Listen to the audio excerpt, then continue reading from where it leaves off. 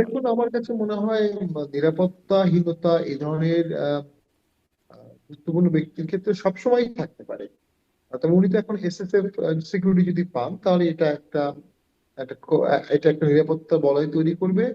SSF তৈরি হওয়ার পরে তার নিরাপত্তার জন্য চিন্তা করা হচ্ছে। আমি মনে করি তাকে এসএসএফ নিরাপত্তা দেওয়া উচিত, দেওয়া যেহেতু উচিত, তীব্র হ্যাঁ। নিরাপত্তা ঝুঁকি ওনার মধ্যে আছে।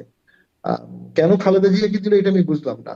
মানে খালেদা জিয়ার নিরাপত্তা ঝুঁকি কি আছে যদি উনি এবার ক্যাডে থাকেন, কিন্তু তাকে এসএসএফ দেওয়া হলো। বাট আমি জানি না এসএসএফ এর মধ্যে হয়তোবা অ্যামেন্ডমেন্ট করে তারা কেউ সেখানে আসতে পারে, এটা গভর্নমেন্টের বিষয়।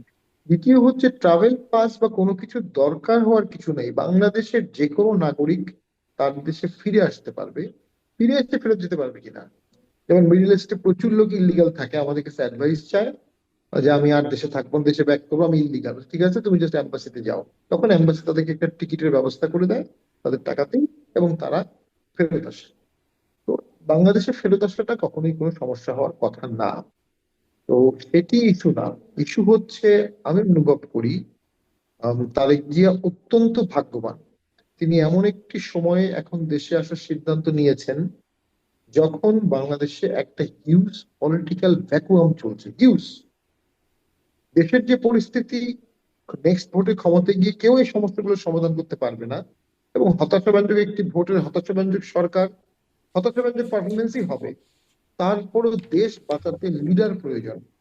এই চরম ক্রাইসিসে একদিকে আছে বর্তমান সরকার, যারা প্র্যাকটিক্যালি কোনো সমস্যার সমাধান করলো না, কোনো বড় সংস্কার করলো না, দেশের মানুষের জন্য সঠিক কাজ করলো না।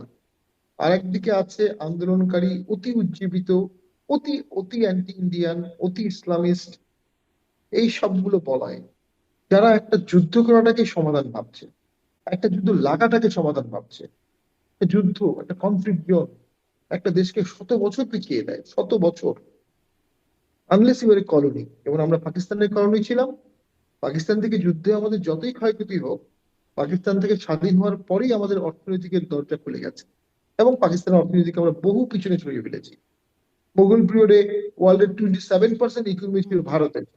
ব্রিটিশ পিরিয়ডের শেষে এটা হয়েছে 3%।